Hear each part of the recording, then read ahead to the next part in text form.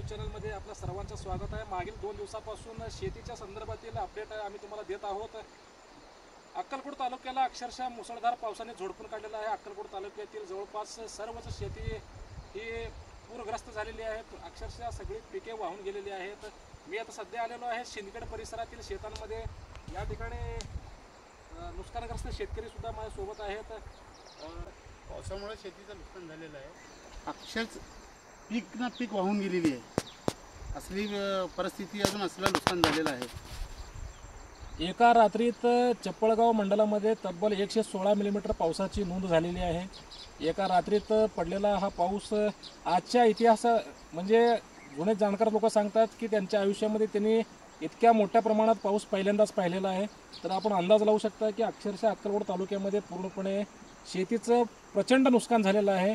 त्यामुळे शेतकऱ्यांची मागणी अशी होत आहे की सरसकट शेतीचा पंचनामा व्हायला पाहिजे आणि नुकसान भरपाई मिळायला पाहिजे। आपल्यासोबत आहे चप्पळगावचे माजी तंटामुक्त अध्यक्ष पटेल साहेब।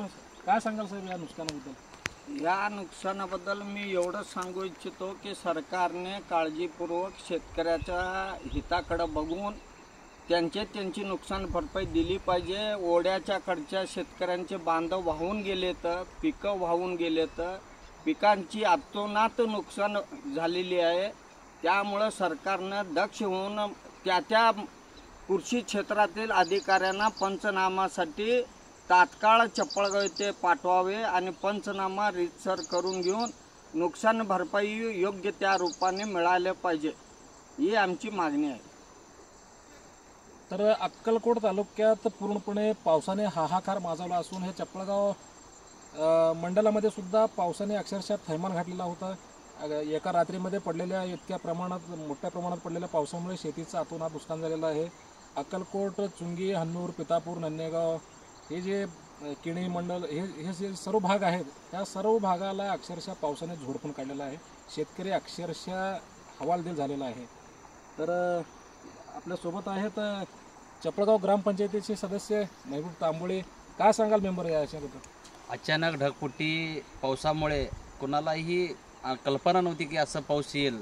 काहीचे वड्याच्या साईडला ज्याचे शेत आहेत किंवा नदी नाल्याच्या साईडला पूर्ण अक्षरशः एकांचं शेत पूर्ण पीकसुद्धा वाहून गेलं। माती, पीक, खडक, झाडं म्हणजे एवढं संकट असं आलं की असं संकट कधीही बी आलं नव्हतं। महागा असं जाणते लोक गावात सांगतात की कमीत 30-35 वर्षाचा हा कधी काळामध्ये पाऊस झालाच नव्हता, असा हा पहिल्यांदा झाला आहे। मग अचानक रात्री 12च्या पुढं सकाळी 6 वाजेपर्यंत असं पाऊस होता आहे की कुणीकडे बघील तिकडं पाणीच पाणी होतं। आज तुम्ही अक्षरशः बघता पूर्ण वाहून गेलेला आहे। तूर, माती, खडक, मोठं एकदम 15 ते 20 फूट बांधदार होता यो, पूर्ण बांध वाहून गेलेला आहे। आणि मला सांगण्यास एवढंच आहे की अक्कलकोट तालुक्याचे कृषी अधिकारी असेल किंवा सर्कल असेल किंवा तुम्ही अक्षरशः तुम्ही कुठं नुकसान झालं आहे ते जाऊन पंचनामा करा, त्यांना मदत करा किंवा शेतकरी निदान आत्महत्या करू नये ह्या दृष्टीनं तुम्ही काळजीपूर्वक सांगता। आता ग्रामपंचायत चप्पळगाव पूर्ण सर्कल, तलाठी किंवा बिडो सगळ्याला सांगितलं आहे की पंचनामा करा। अजूनपर्यंत पंचनामा करण्यासाठी एकही अधिकारी आला नाही चप्पळगावला। म्हणजे लवकरात लवकर पंचनामा करून मदत कसं मिळण्यात येईल ही अपेक्षा करावी। तर लवकरात लवकर शासनाकडून मदतीची अपेक्षा शेतकरी करत आहे। तर या ठिकाणी आपण पाहू शकता की पीक अक्षरशः जमिनीला चिटकून पडलेलं आहे। पूर्णपणे पीक आपण पाहू शकता हे तूर आहे। पूर्णपणे पीक अक्षरशः जमिनीला चिटकून झोपलेलं आहे। म्हणजे इतक्या मोठ्या प्रवाहामध्ये हे पीक वाहून गेलेलं आहे। आणि आपण पाहू शकता इकडं ओढा आहे, या ओढ्याचं पाणी येऊ नये म्हणून अक्षरशः या शेतकऱ्यानं तब्बल 7 ते 8 फुटापर्यंत काय म्हणतात त्याला उंचीचं बांध घातलेला होता। त्या पाण्याच्या प्रवाहानुसार ते 7 ते 8 फूट बांधसुद्धा पाण्याच्या प्रवाहामध्ये वाहून गेलेला आहे। तर इतक्या प्रचंड प्रमाणात या शेतकऱ्याचं नुकसान झालेलं आहे। आणि ही एकाच शेतकऱ्याची व्यथा नाही तर या संपूर्ण भागामध्ये कित्येक शेतकरी आहेत की जवळपास सगळ्यांचीच पिकं याच पद्धतीनं नुकसान झालेलं आहे, याच पद्धतीनं वाहून गेलेले आहेत।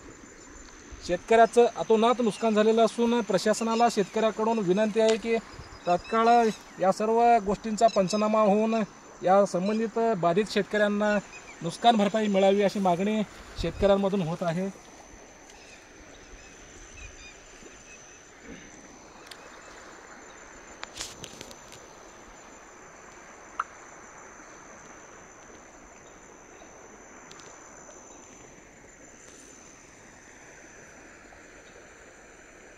Thank you.